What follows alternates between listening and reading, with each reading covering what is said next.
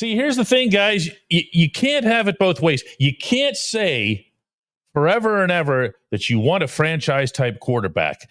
And then when someone who is at least that type comes along, really kind of falls into your lap, say, yeah, but he wasn't franchise enough in his first game.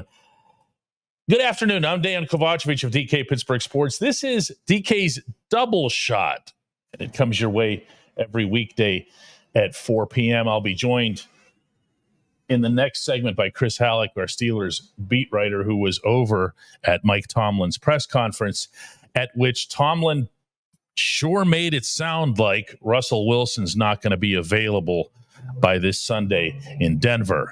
And, you know, I'm going to say again that I don't think that that's such a bad thing. Now, that's not to wish an injury on anybody. It's not to wish a prolonged injury on anybody. But I said this before Atlanta, and I'm going to say this before Denver. If Justin Fields has a chance to seize this job, a real chance, and he very apparently does, you should hope that he goes ahead and just grabs it by the throat. You should hope that he rises above his level of play from Chicago. And by the way, what he did in Atlanta was a good first step in that regard, because what didn't he do against the Falcons? Right. Didn't turn the ball over. Got sacked twice. I feel, honestly, some of the reaction that I've seen, heard, and read over the past 72 hours has me believing that people haven't even looked at Fields' stats other than the 0 touchdowns. So I'm going to read them out loud to you. He was 17 of 23. That's a pretty good day for an NFL quarterback. His completion percentage was the 7th best in the league in the opening weekend, 73.9. 156 yards doesn't excite anybody, but, you know, allow yourself to consider what might have been the case with a competent referee, you know, and giving George the benefit of the one deep ball that got waved off. Fields threw and completed 3 significant deep balls. If he'd have had that 4th, he'd have been number 1 in the league. Number 1 in that specific category. You know, Tomlin talks about field flippers. That's one of them. It's not just turnovers. It's not just takeaways. I mean, defensively, you can have offensive field flippers too. He got you that. He got you that. And he got you 54 yards on the ground, too. So when you look at 156 yards passing and you go, it's not so great.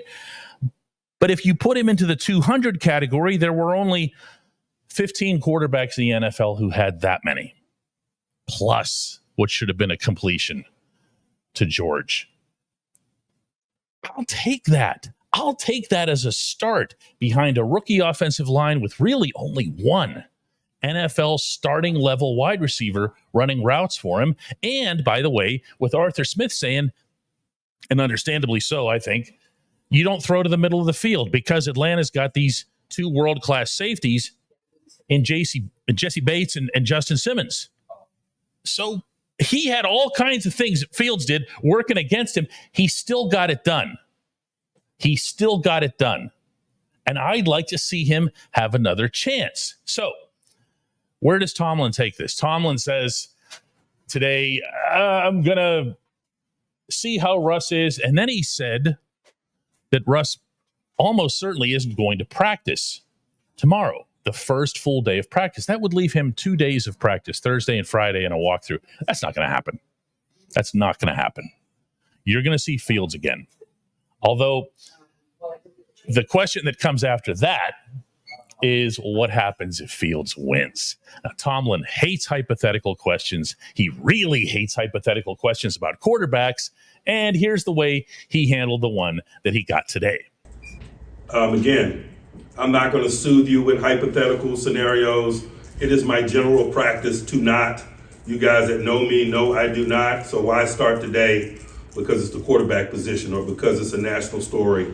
I am unmoved by some of those narratives, to be quite honest with you. We got an approach to business.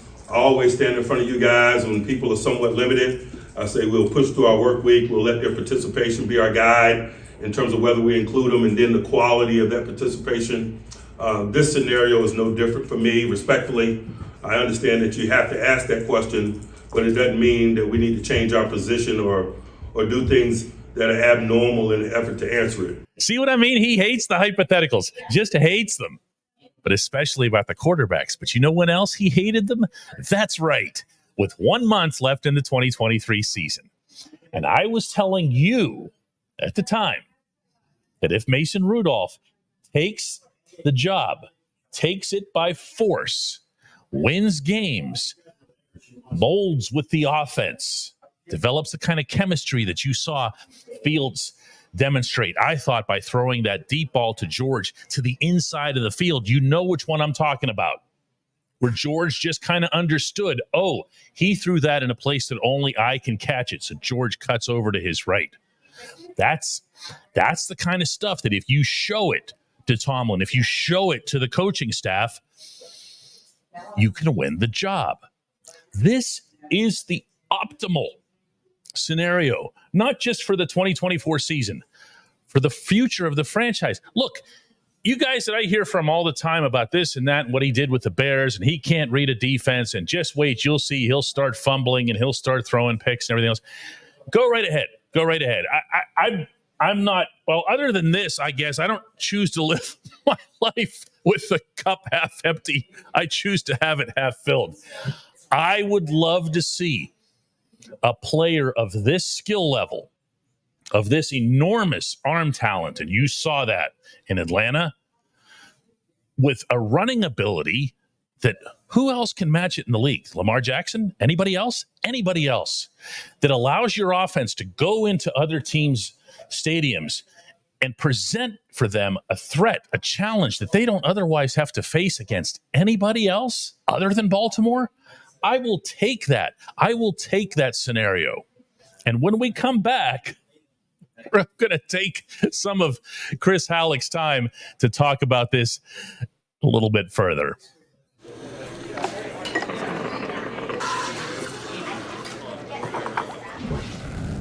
Welcome back. Joined now by Chris Halicke, our Steelers beat writer at DK Pittsburgh Sports. He was over at the Mike Tomlin press conference. And Chris, I can't imagine that anybody in that room came away with any impression other than, oh boy, is Fields ever starting in Denver? Yeah, it's just as confident as we were. Mike Tomlin definitely threw a curveball today. This is the first time we've really seen the kind of the cracks in the floor of Russell Wilson being QB1, especially if Russ goes out or Justin goes out there Sunday and plays well and they win. See, I thought I picked up on that too, and I'm glad we're on the same page here, because there were these little, they weren't jabs, they're not shots, and they're certainly not criticisms. You get hurt, you get hurt. But the way Tomlin handles his injuries, to I think people who aren't as familiar with the way he speaks and the way he handles some situations, they're not necessarily going to process when he says, we're working with the players who are here. Mm-hmm. We're working with the players who are healthy. And then when he's asked the hypothetical, let's remember that we have a very recent precedent for all this stuff. Because when Kenny Pickett was hurt, he would say, Kenny's our guy. You're fine. Kenny's the one. Kenny's the man. When he's back, everything's good. He didn't do that. No. He didn't do that with Russ, did he? No, he did not. And that, I think, is where, if you were looking for any kind of quarterback controversy to go away, it's not going away anytime soon. I'm not. Are you? No, not after today, especially because he could have easily shot that down and been like, yes, when healthy, Russ is still our quarterback. It's still our starter. Yeah, you just say he's still in pole position. Yeah. You can use whatever terms you want. But here he elected, and this is someone who is really methodical in what he says to the public. Yes. And he had that opportunity and he didn't. And now guess who has the opportunity to become the starting quarterback? Yeah, it's Justin. And Justin is, by the way, another great Tomlinism for today. I wrote it down, and it was something that was so good. Thoughtfully non-rhythmic. It was just oh no! Was that one of the Broncos? No, he was talking about how they managed like throwing some manageable plays in there along with taking deep shots. They were thoughtfully non-rhythmic. And so That's fantastic, man. You can live your life by being thoughtfully non-rhythmic. Yeah. So I think that he was very, very thoughtfully, maybe even rhythmic. I don't know when it came to exactly how he was going to address this entire quarterback situation. So we're talking about Fields here today, and we're talking about the opportunity that he has in front of him. And listen, every time you step onto an NFL field, you've got the opportunity. It's something that's semi-related, but I had this conversation with Spencer Anderson last week when he knew he was going to be the starting left guard. You don't know how long. You don't know. I mean, Tomlin said today they're going to be keeping an eye on Isaac Seumalo and his readiness, but Spence knew he was going out there and he was going to have a chance. Justin knew he was going out there and he was going to have a chance to show that all of this accumulated knowledge at St. Vincent College and in the film rooms and everything else and protecting the football, not giving it away, let's against Atlanta avoid the middle of the field. He did all that. Now he has that opportunity that's out there in front of him. What did you see, Chris, not just when you were sitting next to me in the press box in Atlanta, but also you've watched the game like 2 or 3 more times on film.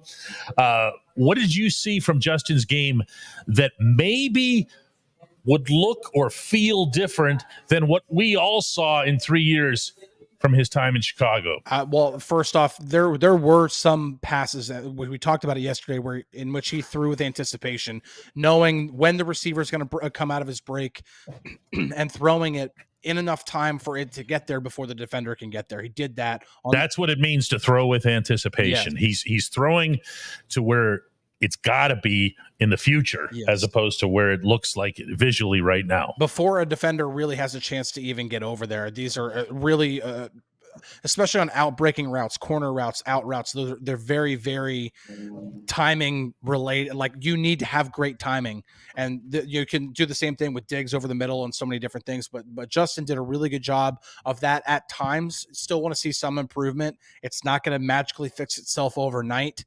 But he was also very, very accurate. And it's not like some people be like, oh, well, he didn't throw the ball like very far downfield. No, but there's this great stat called completion percentage above expected. And he was 7th in the NFL in opening weekend in that stat, which means he was even more accurate than his completion percentage dictates. So yeah, I think some of that, Chris, we saw that, and I believe I nudged you at one point in Atlanta when he threw one of those sideways balls to Pat Freiermuth. It was right in front of us. Yep. They were heading away from us, but I think you remember the play. Yeah, I do. And that's a play that we saw at St. Vincent and practices on the South Side probably about 150 times. Am I right? Yes, 100%. Almost as if they were preparing for the Falcons all summer, right? Right. But the precision of that ball going exactly where it was, that still affords whoever it is that catches it the ability to turn upfield and continue making an athletic play. These aren't things that you ignore. He was 17 of 23. Yeah. Okay, if you want to put it down in the most, rudimentary terms possible. But I thought he showed a lot of the stuff that we liked a lot. Yeah. Over the summer. I would agree with that. He didn't force any throws, and that was probably part of Arthur Smith's game plan, was to not, we talked about it already, that they weren't going to attack the middle of the field. Why put the ball in danger when you don't have to, when you're facing Justin Simmons and Jesse Bates? He didn't do that. He didn't force himself to do it. He stuck with the game plan. He made his reads. He made throws based off of those reads. What more can you ask a quarterback to do? Well, you can, because he had 54 yards on the ground. And I thought, and we have not talked about this, and I want to throw this at you now, especially since I know you've watched the film a few times here. What do you think about how Justin Fields handled the pressure? Because I'm not saying this just because there's a handful of, I have not a nice term for these people, but the ones who are comparing his performance to Kenny Pickett. It's not anywhere close. Okay. Well, the main way in which it wasn't close, I thought, was the way he handled the Atlanta rush. I would agree with that. Because you didn't see a panic. You didn't see a panic roll out to the left. You saw him roll out. Yep. But every time, Chris, didn't it look or feel as if it was, yeah, that's just what I was going to do? Well, the roll, I wasn't freaking out. especially the play action rollouts, like those are designed. Like that's not Justin improvising or anything. That is literally, I'm going to, fake the handoff this way and roll out to the other side because you've got, an intermediate, a flat, and then a deep, that's a typical NFL concept. So he's going to roll out to that side anyway. But whenever he was dropping back, the few times that he did, and he kind of had to do this 5-step or 7-step, and he was dropping back, he would sit in his base and try to break it down. And you would get about a second to go by, which is an eternity in the pocket, by the way, a whole second and a half. And before you would see the eyes go down. And then because he knows he can buy himself time. Yeah. He can always buy. And I love the way you referenced that right there when you said he set his base, because he would do that too. Mm-hmm. He wasn't just doing this and then looking around for somewhere to throw the ball. He would go to another space, set himself, and then make the throw that he wanted to make. Now, as I ask this, and as we're talking about this, you can't help but wonder, can Russell Wilson still do this at age 36? Never mind the calf. Can he still do exactly what we just described? I think he can do some of those things. He can do the rollout stuff. Well, he's made head spin his whole life. Yeah. He can make the throws downfield. He can break down the defenses. He can probably break down defenses better pre-snap, just because he's been in the league. He's going into his 13th season. Like, he's just been in the league for so much. He's seen way more than Justin has. So he has that advantage. He has the advantage up here. It's the ability to do the same athletic things that Justin can do, which you can't. And there are certain calls that, like, for example, the one where Justin had the designed run behind the two pulling linemen to get the first down inside the red zone. Russ can't do that. Like, he just can't. If well, I don't know how many quarterbacks in the NFL can. Right. I mean, I was saying, you're looking at Lamar Jackson and Justin Fields and everybody else, Yeah. But the important thing is because if Russell Wilson's the starting quarterback and you bring out Justin Fields for a play like that, the defense might be kind of expecting something where Justin's running. But if Justin's out there all the time, there's a little bit more of an element of surprise there. Like, yes, Justin can always run. You kind of defenses have to respect that, but what if they don't run? What if they do play action? What if he fakes a run to one side and then throws a screen to the other side, which that is a play in Arthur Smith's playbook? The element of surprise is there, because if Justin can figure out all the other stuff, there's no need to even send Russ out there, especially when he's less than 100%. Exactly. He's Chris Halicke. I'm Dejan Kovacevic. This is DK's Double Shot. When we come back, the video J1Q.